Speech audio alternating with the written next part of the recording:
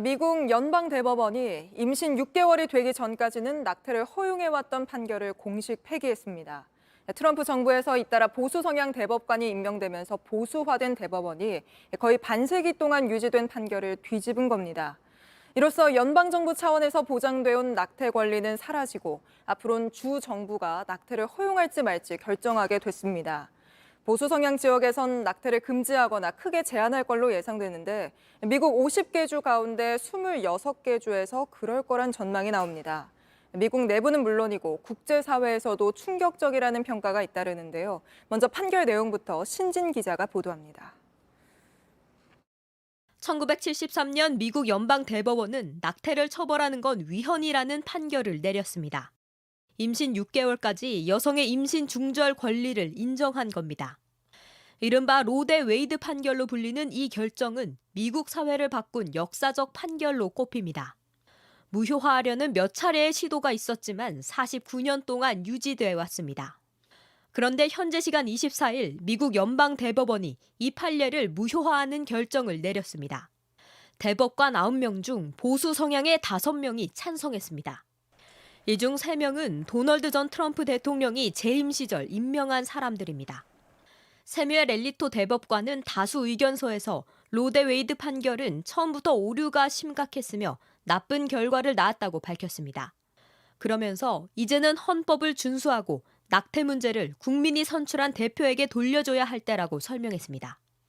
임신 중절은 헌법과 관련이 없어 대법원이 관여할 게 아니라는 겁니다. 이제 낙태권의 존폐 결정은 연방 정부가 아닌 각 주정부가 판단하게 됩니다. 외신들은 이번 결정이 수십 년 만에 가장 충격적인 판결이라고 평가했습니다. 낙태를 둘러싼 민주당과 공화당의 입장 차이가 극명한 만큼 당장 11월 중간 선거에서 가장 큰 쟁점이 될 것으로 보입니다. 조 바이든 대통령은 대국민 연설을 통해 대법원이 미국을 1800년대로 돌려놓았다고 강하게 비판했습니다. It's a sad day for the court and for the country. Imagine having a young woman have to carry a child of incest. The poor women are going to be hit the hardest. 바이든 대통령은 의회를 통해 로데 웨이드 판결을 복원하겠다며 중간 선거에서 민주당을 지지해달라고 호소했습니다. JTBC 신진입니다. 미국 사회는 바로 둘로 쪼개졌습니다. 보수 성향의 주에서는 즉각 모든 종류의 낙태가 불법이 됐습니다. 강간으로 인한 임신에도 예외를 두지 않는 곳들도 있습니다. 반면 진보 성향의 주는 다른 주에 사는 사람이 찾아와 낙태하는 걸 보장하겠다고 했고 애플과 디즈니 등 일부 기업들은 낙태 원정 비용을 지원하겠다고 나섰습니다. 이어서 구혜진 기자입니다. 대법원의 결정이 알려지자 낙태에 반대하는 시민단체 회원들이 환호합니다. And I'm glad that I can be on the second kind of generation that can push this in the 50 states now. 미국 전역에선 대법원의 판결에 항의하는 대규모 시위가 열렸습니다.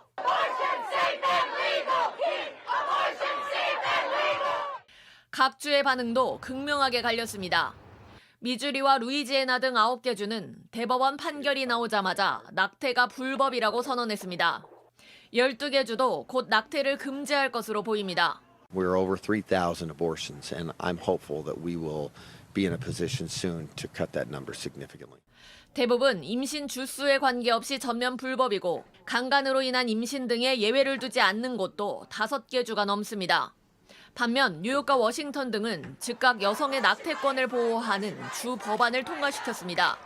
캘리포니아와 오리건, 워싱턴주는 다른 주 거주자에게도 낙태 접근권을 보장하겠다는 공동 성명을 발표하기도 했습니다. Red states and Republican-stacked courts have rolled back the rights of Americans. That's why California, Oregon, and Washington are building the West Coast offense to protect patients' access to reproductive care. 애플과 메타, 스타벅스 등은 낙태를 위해 다른 주로 원정을 가야 하는 직원들을 위해 비용을 보장하겠다고 나섰습니다. 보수 성향 토머스 클래런스 대법관은 부부의 피임권과 동성간 성관계, 동성혼을 인정한 판결들도 재검토해야 한다는 입장을 밝혔습니다.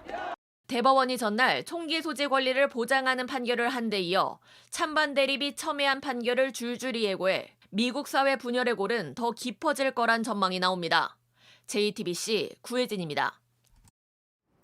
네, 그렇다면 우리나라의 낙태권은 어디까지 왔을까요? 2019년 우리 헌법재판소는 낙태죄는 위헌이라는 결정을 내렸습니다. 하지만 국회가 손을 놓고 있으면서 3년 넘게 지난 지금까지도 입법 공백은 이어지고 있는데요. 계속해서 정종문 기자가 보도합니다. 1953년 생긴 낙태죄는 지난 2019년 헌법재판소의 결정으로 66년 만에 없어지게 됐습니다. 헌법재판소는 여성의 자기결정권을 중심으로 이 같은 판단을 했습니다. 여성이 임신을 유지 또는 종결할 것인지를 결정하는 것은 깊은 고민을 한 결과를 반영하는 전인적 결정입니다. 헌법재판관 7명이 헌법에 어긋난다고 봤고 소수 의견으로 2명만 헌법에 부합한다는 의견을 냈습니다. 이날 헌법 불합치 결정이 내려진 건 낙태를 처벌하는 형법 조항들입니다. 절차에 따라 관련법을 개정하는 건 국회 몫으로 넘어왔습니다. 하지만 헌재가 주문한 2020년 12월 31일까지 국회는 이 법을 고치지 않았습니다. 21대 국회엔 개정안이 총 6건 올라와 있습니다. 민주당과 정의당 의원들이 낸 개정안은 낙태죄를 전면 폐지해야 한다는 게 골자입니다. 반면 국민의힘 의원들이 낸 법안엔 6주나 10주의 기간을 정해 그 이후엔 낙태를 금지했습니다. 태아의 생명권을 강조하는 종교계 입장이 담겨 있습니다. 정부는 헌재의 결정을 기초로 임신 14주 이전까지 낙태를 허용하되 성폭력 피해자 등 사정이 있는 경우엔 낙태 기간을 좀 더 늘린 내용을 담아 개정안을 만들었습니다. 하지만 여성계, 종교계, 의료계 등 복잡하게 얽힌 주장들에 치여 국회의 대체 입법은 늦어지고 있습니다. JTBC 정종문입니다.